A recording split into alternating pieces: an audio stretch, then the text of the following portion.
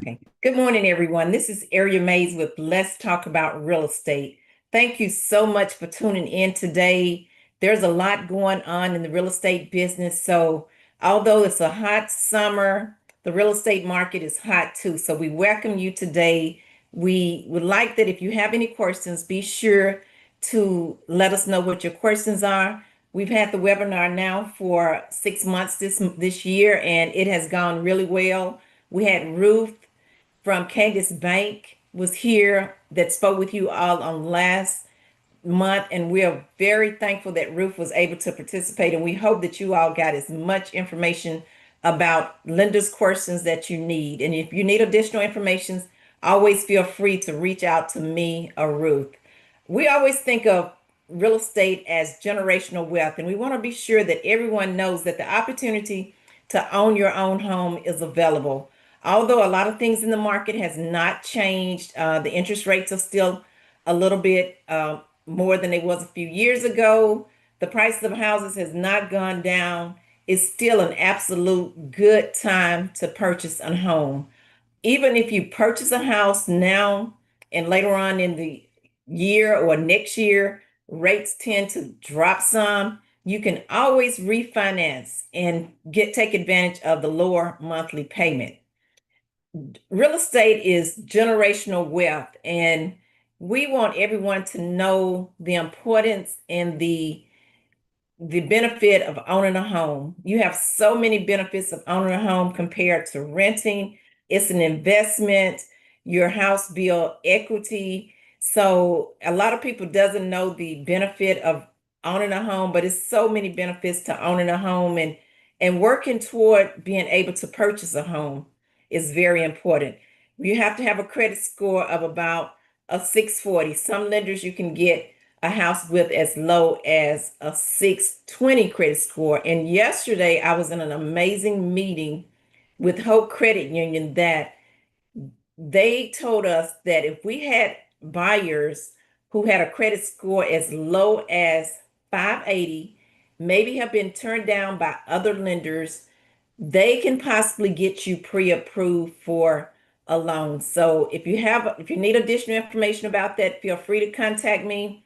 It's a 100% loan, which means that there is no PMI, which means that you may say, well, what that means? That means that if you was getting an FHA loan compared to a conventional loan, getting the conventional loan at 100%, your mortgage payment would be less. So we have some information on that if anyone is interested in possibly going that route. But what our goal is to help everyone to get their own home that wants a home. We just believe that that helps a family. It helps the children to do better in life.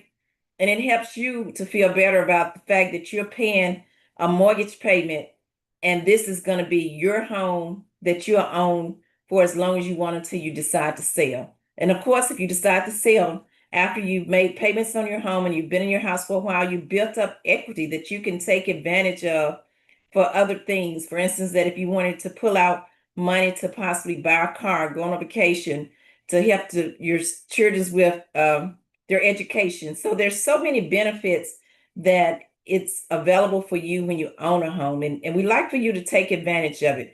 Again, we stress that it's generational wealth, and generational wealth means that is wealth that you can pass down to your children, to your grandchildren. So the benefit of that is that you're setting up a stability of passing down wealth to your family. A lot of people may not look at it that way, but that's the way we want to build a culture that looks at it and be able to help their children and their grandchildren, and also instill to them the importance of buying a home and then maintaining a home. We talked about the upkeep of a house. Ruth mentioned in one webinar the importance of updating your house. She mentioned that maybe once a year, when during tax season, if you just do just a little bit, it could be changing a light fixture, it could be painting, it could be that you take the extra income and put it toward the house, and it benefits you in the long run. And not only that, if you have an older house and you're fixing it up, it helps you to want to just enjoy your house. It doesn't give you that desire that I need a new house. You can have a house that you can just continually to fix up, because your house is your home. You're making it a place that you want to be and that you want to go there and just enjoy. So those are some things that we need to know about home ownership. And then also taking the steps to get prepared to purchasing a home. What do? You basically you work on your credit. You want to get your credit up to par when you get ready to purchase a home. You don't want a whole lot of debt. You want to pay your credit card bills down. And when we say pay credit card bills down, to at least about 30% of your credit amount, your credit limit. So about 30%. And just to give you an example of that, if you got a $1,000 credit limit, you want to pay the credit card down to about possibly about $300, somewhere like in that frame of that amount. That helps to improve your credit score. What you don't want to do is when you get ready to buy a house, a lot of people think, well, I need to close this account or I need to pay this completely off. Those are not things that you want to do when you're getting ready to purchase a home. And the reason why is because the creditors want to see that you got credit and you are disciplined with your credit, which means that you got $1,000 credit limit and your balance is only $300.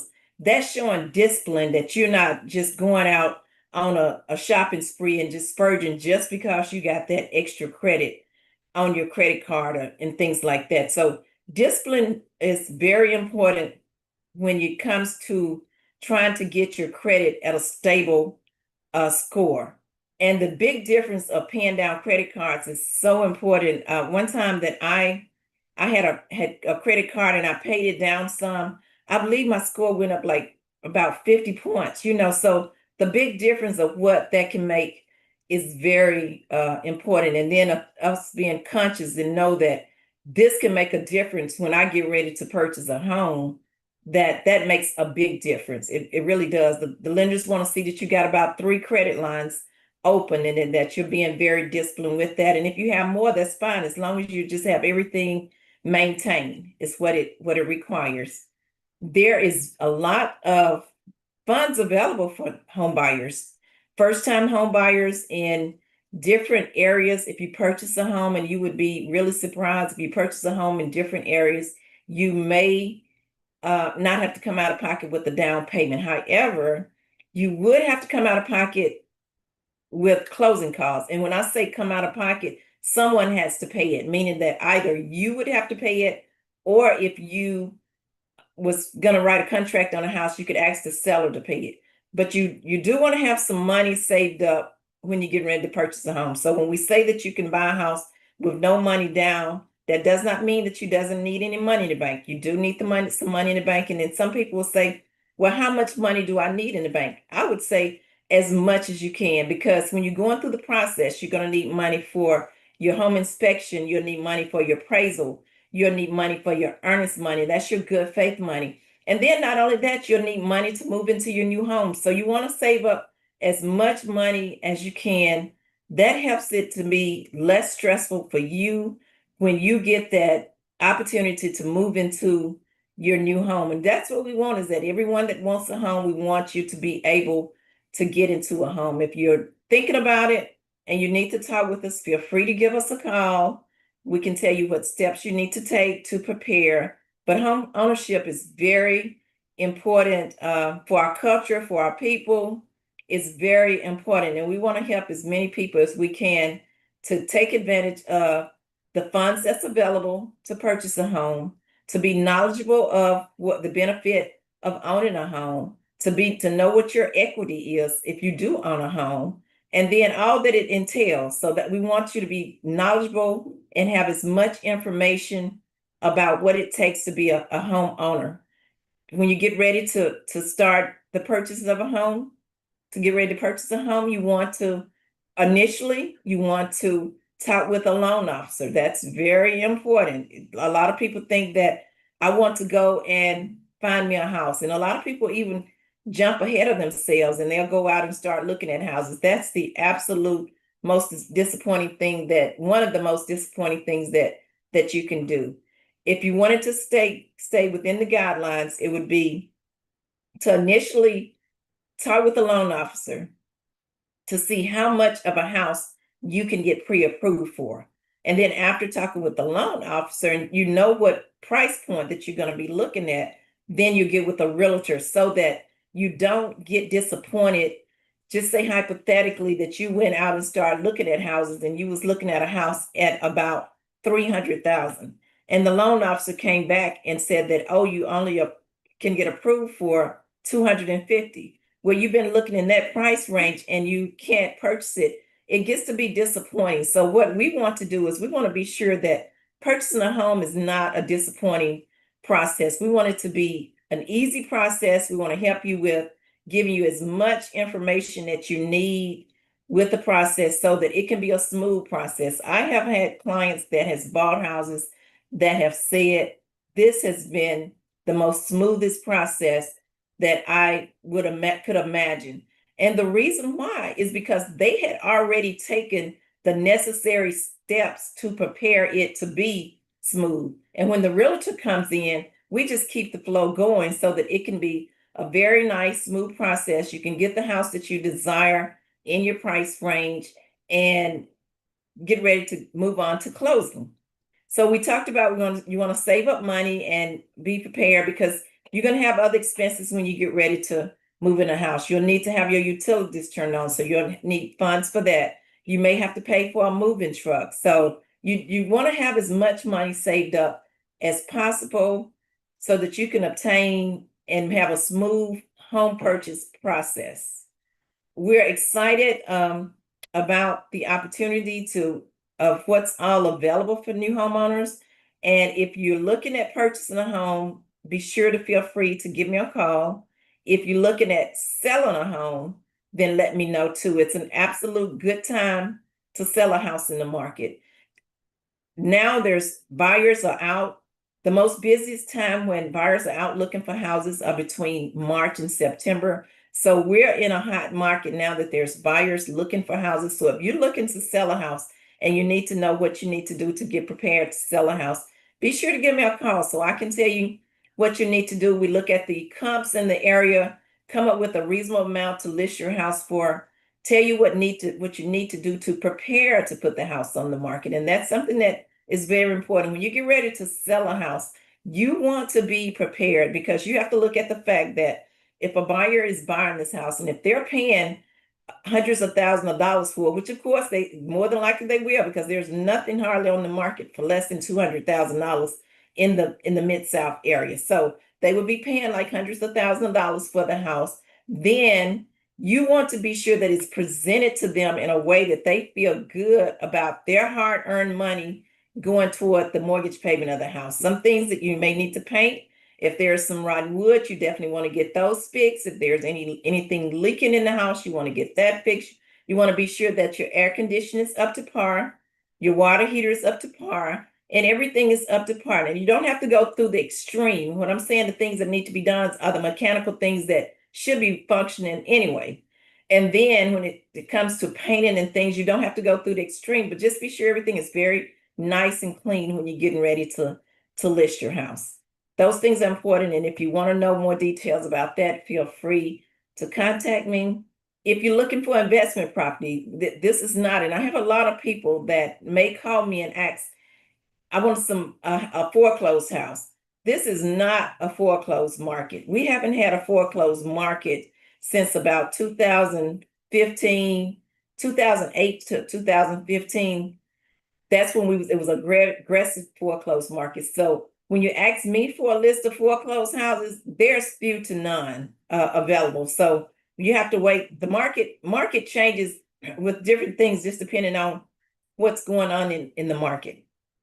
And now, because this is not a foreclosed market, there's no foreclosures available. However, from time to time, you may run across something that's a good deal, and everybody wants a sweet good deal, but it's not a whole lot of sweet good deals available now. But there are very good opportunity to purchase homes that are available right now. So you definitely want to take advantage. If you want to purchase a home, if you know someone wants to purchase a home, you want to take advantage of the opportunity. We are expecting interest rates to drop some. We just don't know, when. We got a lot going on with the economy. We have a lot going on with in the White House and different things like that. But at some point, we do believe that interest rates are going to drop some. And if you bought a house at the higher interest rate and then you refinance when it's a little bit less, you can save a few $100,000. I'll give you an example of what happened with me. When I purchased my home, I had a mortgage payment of, I think it was about $1,800 a month.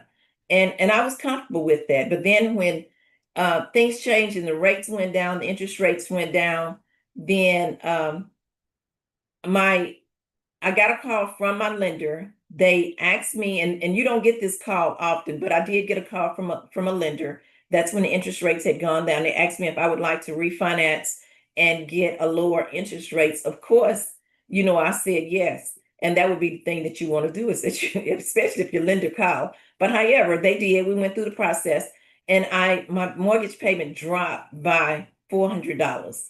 Now that was a significant savings per month. So I tell you that to tell you for you to know this, that if interest rates do drop, you want to take advantage of the lower interest rates. If you can save as much as 50 to 100 or 200 or $300 a month, that's a big savings. So you take advantage of it. It's not a difficult process to refinance as long as you got the equity in your home. You go to the mortgage company that you currently have your mortgage with and just talk to them about refinancing. Of course, if they can't help you, then we have other lenders, but we do highly recommend that you go to your current lender to get refinanced so that they can give you the best deal.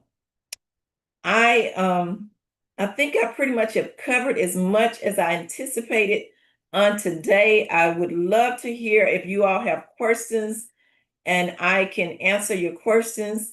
In the past, we had inspectors, we had appraisals, we had the home warranty guy, we didn't have the appraiser. We had an inspector, the termite guy, the home warranty guy. That would be good for me to have an appraisal online with you all. But we've had them in the past, and we'll probably ask them to come back and talk with you all because we want to give you all as much real estate information that we can. We want to be very helpful and you take advantage of all the information that we can give you. Is knowledge is powerful, so we want to give you as much knowledge about the real estate business that we can. So with that being said, I appreciate you all logging on, and I would love to see if any of you have any questions for me. Question just came in. Is there a checklist to prepare for selling or purchasing? There is a checklist. If the person can contact me directly, I can get that list to you. And also, is a FICO 700 score good? That is absolutely great. So anyone that has a 770 FICO score, that means that you are really doing well with keeping your credit up. So the answer to that is a 770 is very good. I'm sorry, 700.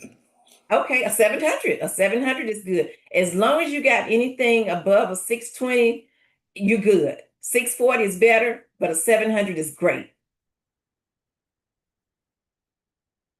You very seldomly see a person that has a 700. So whoever asks that question, they got a 700, pat yourself on the back because that's very good.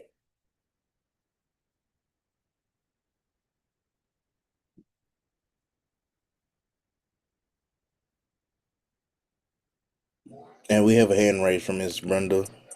Yeah, because I couldn't get on my computer to get out use my iPhone. But I'm going to be calling you. Are you going to be available right after? Is there a better time to call you? No, I should be available right after we. Okay. Mhm. Okay, and thank you, because last time I called you about a matter and it was very helpful. I was trying to help somebody else get some answers to something. And I just want to tell you how much I appreciate you. I mean, everything you've done, everything you provided, all the speakers, presenters, it's been excellent. It's been excellent. Okay, Thank you so much. good. We appreciate you and thanks for you tuning in. So we thank you too. Yes, ma'am. Yes, thank you.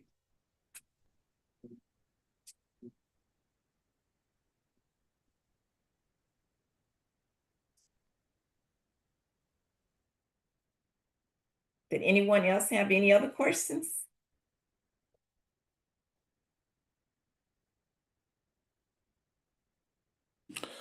Question, do you think the interest rates will go down anytime soon? That is the talk. Yes, we don't have a crystal ball, but that is what lenders are saying that they're expecting them to go down. I think that we anticipated a reduction in the last month, this month, I believe, and that didn't happen. However, I did get a message from a lender saying that they do expect it to go down some, so that we don't know when, but we do expect it to go down some. The answer is yes. And hopefully it'll be this year. They sort of make decisions quarterly. So we in June, they did not lower the rate. Maybe by September, December, they possibly will lower the rate.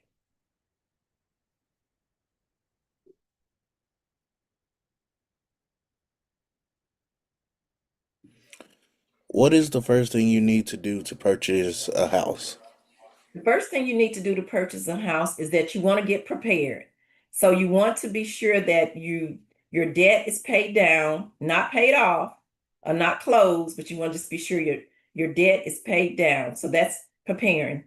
You want to also save up some money. So, some people say, well, how much money do I need to save up? Then we can't give you a figure of that, but I would say save up as much as possible. Okay. So that's very important to save up money. And then when you at that point and you know that you got some money saved, your credit is up to par, you've paid your credit card bills down, or some people may not have credit card bills, then it's time for you to talk with the lender. So if you don't know a lender that you would like to talk to, then of course, you can call us and we can recommend a lender for you. You want to see which programs are available in the area that you're looking at purchasing to take advantage. If there's a 100% program available, if there's some down payment assistance, or what's going to be the benefits for you in the area that you're purchasing a home. Some people will get pre-approved with out-of-state lenders, and that's well and good. But when you get approved with an out-of-state lender, they don't know about the local money that's available for you to purchase. So I would not recommend that a buyer get pre-approved with an out-of-state lender. I would recommend that you go to a lender here that's local in the area, and then they can help you with with the benefits of what's available for you to take advantage of. Someone sent a message and said, what's my number? My phone number is 901-335-9324. Again, that's Area Mays, 901-335-9324.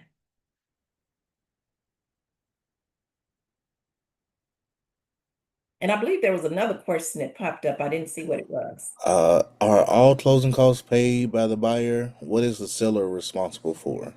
Okay. So the buyer is responsible for their closing costs. However, you can ask a seller to pay your closing costs, and keep in mind that it's not mandatory that a seller pay your closing costs. So if someone say, no, I'm not going to pay your closing costs, that's what their decision is. So as a buyer, you're actually responsible for your closing costs.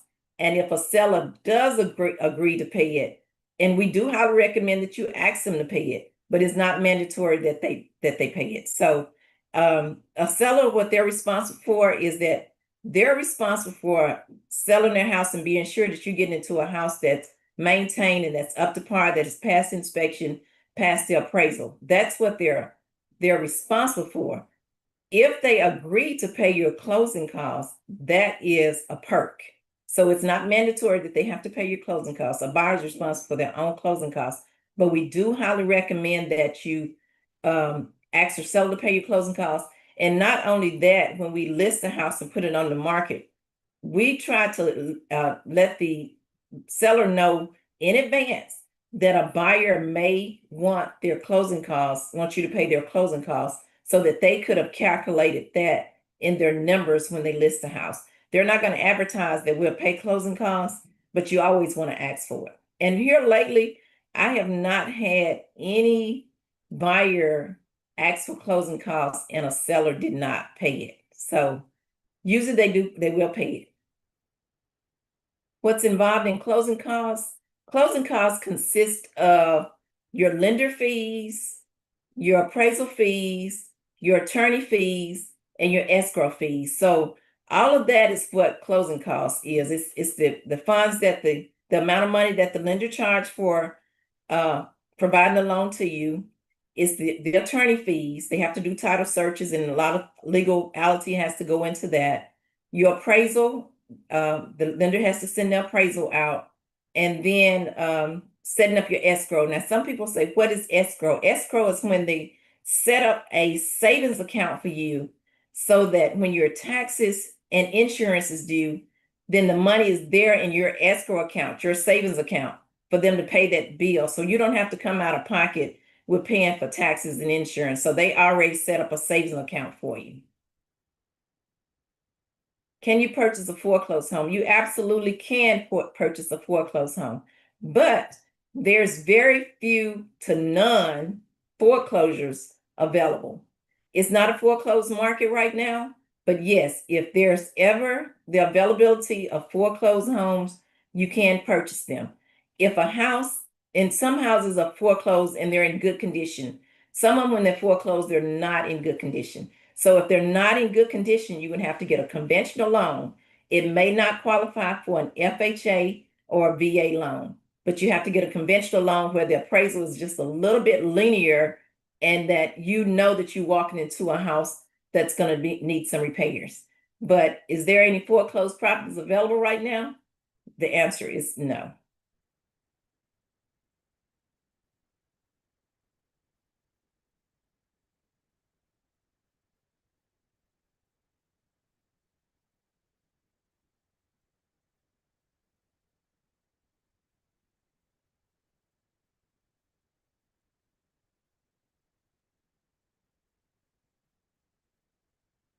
Was there any more? I'm not seeing any more questions pop up. If anyone has any questions, they're more than welcome to ask at this time.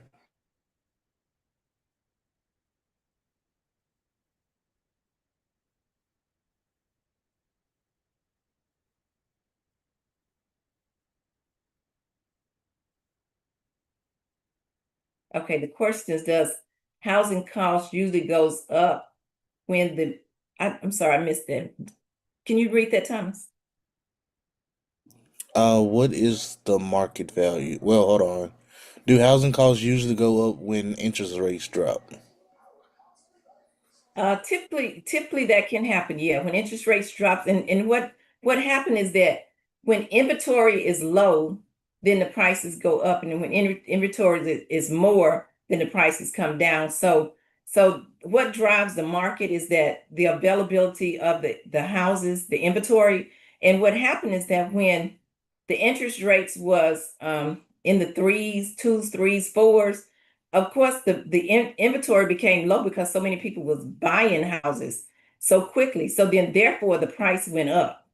We haven't seen the inventory decrease right now, so that we haven't seen it that the price of the houses would go down enough in the market that the price of the houses would go down.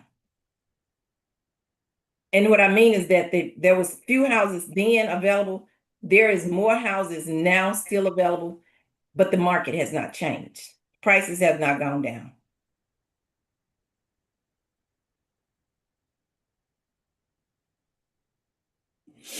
Another question, what is the market value? The market value is determined by the value of what the houses in the area sell for. So what we do is we do what we call is a market analysis, which is comps in the market that's on the market, and that determines what the market value is. And here in this area, in the Mississippi and Tennessee area, the way appraisal, and that's confirmed by an appraisal. Of course, a realtor can give you comps, CMAs, tell you what the market value is, but at the end of the day, the appraisal will determine that. And what that means is that the houses that's in your area, what they're selling for. So just say, for example, that what my house may value and another house that may be 10 miles away from here or 20 miles away from here, you may see a different variance because it's in a different location. So market value is going to depend on on locations. And if you have a specific house or something like that that you want me to tell you about a CMA on that house, then I can definitely give you that information. But without an address, I can't specifically just say what the value of a house is and what the market value is. Also, we had a hand raised. Ms. Boga, did you want to ask your question? Well, actually, I went ahead and put it in the chat, but I was just saying, I remember in a previous show, it was mentioned that you always get an inspection of the home that you're purchasing. And if you could explain that for the benefit of others, unfortunately, I got caught up in that. Okay, good. Okay. Yeah, what she was mentioning is that we did have an inspector on one of our talk shows, and what we do as realtors is that we highly recommend that you get a house inspected. So a home inspection is going to cost maybe about $350, but in my opinion, it's the best money that you can have paid for an inspection. And the reason why is because the inspector come in and they dissect the house. So they're going to look at everything, your electrical, your mechanical. They're going to look at everything in the house, and they're going to tell you what's going on with your house. They're working for you, so they're going to tell you what's going on. However, when you get an inspection and you're purchasing a home, the seller does not have to repair everything that the inspector said, because if you're buying an existing house, existing houses and new construction houses sometimes come with issues, but all the repairs are negotiable. So you do go to the seller and ask them to repair some of the things that the inspector may have found, some things that he's just giving you for informational purposes. But however, you do not have to purchase that home if the inspector finds something that's drastically wrong with it and the seller refused to bring it up to par or to fix it. So you don't have to buy that. And another thing is that if you get a home inspection and the sellers agree to repair some things, the inspector will, if you pay them, I think they charge about $100, and it's a well-spent $100, they will come back to check behind the sellers to see if what you requested them to repair was done correctly. And if it's not, you can always cancel your contract based on a home inspection contingency. However, you do have to follow guidelines, and in the Mississippi and Tennessee contracts, and your realtor will be sure and tell you that you have 10 days in Mississippi to get your house inspected. Second row. And then you negotiate those repairs. So just say hypothetically, what happened that if you did not fall in line of the 10 days, then you could either ask for an extension. If you within that 10-day period, you can ask for an extension. But just say hypothetically on the end that you got ready to close and you out of that 10-day period, and you said, well, now I want to bring an inspector in. That won't work, because you could possibly lose your earnest money then because you wasn't within your time frame. So all our contracts have time frames as to what need to be done, and your realtor lets you know what time frame and what needs to be done at what particular time. However, if things are not done within that time frame, you could possibly lose your earnest money. Your earnest money is your good faith money. So if you cancel the contract and you have not fell into the guidelines or the time frame that you needed to within the contract guidelines, then you could possibly lose your earnest money if you cancel the contract. So you should know that in advance, that there are risks that if you don't follow the guidelines within the time frame, that there's a possibility that you could lose your earnest money. So if the inspection was initially refused in the agreement, there's nothing you can do about it unless you just go ahead and get an inspection on your own? You'd have to get an inspection on your own anyway. So an inspector is a third-party inspector. So you got two people that can look at the house, okay? Well, you can, within your contingency guidelines, you can get as many people as you want to look at the house, okay? So if Mississippi, if it's a 10-day time frame, so say hypothetically that within that 10 days, you want to get a home inspector to come in. Then you're concerned about your heating and air conditioning, because home inspectors are not heating and air conditioning contractors. They just giving you advice and checking it out, okay? So then if they Yeah. recommend a heating and air conditioning contractor to come and look behind them. So then you got to do everything within that time frame. So just hypothetically that the inspector seen an issue with the roof, then Mm. you've got to get if you desire or he recommend, you can get a roof contractor to come out and look at it. But everything has to be done within that time frame. Now, so you got Mm. inspectors that's looking at everything, and you got a 10-day time frame to get that done. That's not the appraisal. The lender is going to send the appraisal. The appraiser is going to do an Yeah. inspection as well. However, then the appraisal is not going to be as thorough as the home inspector. Mm. And you would have to pay for the home inspector out of pocket. The seller does pay for that. Okay. In Mississippi, the seller does pay for a termite inspection. So that's required in Mississippi. In Tennessee, the buyer paid for a termite inspection. And then when I say that it's required, it's not mandatory, because some lenders now will come back and say it's not mandatory. But we highly recommend that before you purchase a home, whether it be a $50,000 or $1 million house, get it inspected by a third-party inspector that you have selected that's going to be working out for your best interests. And in my recommendation, I would not, if a seller said that they want to get the house inspected for you, I wouldn't do it. I would just say, no, I get my own inspection. Okay. Mm-hmm.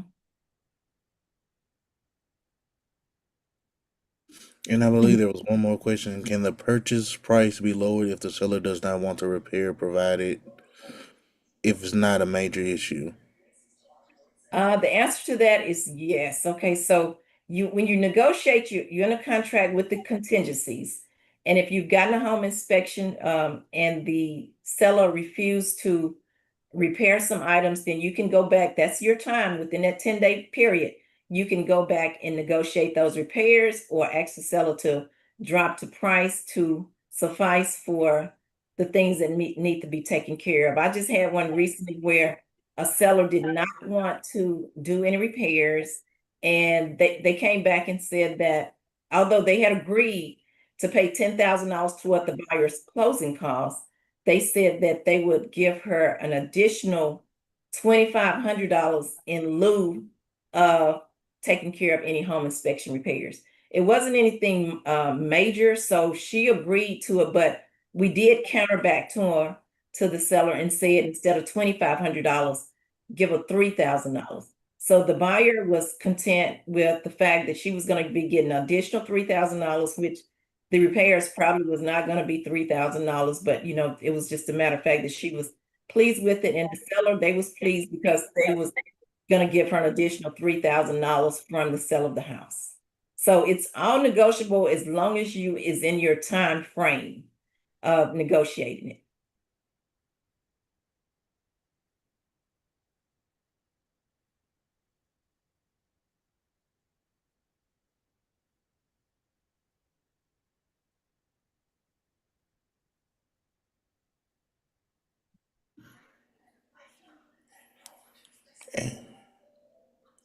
The 10 days begin and end when? Okay.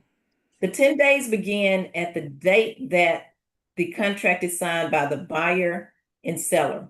So we call that the binding contract date or executed contract date. So when the date that everyone has come into an agreement, that's when the 10 days begin. And just say hypothetically, if it was on July the 1st, your 10 days in on July the 10th.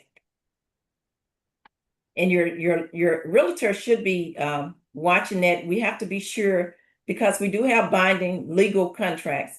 We have to be sure that we're watching those guidelines and telling you and getting things done as quickly as possible so that it won't be an error on your end that you could lose your earnest money. So we have time guidelines that we have to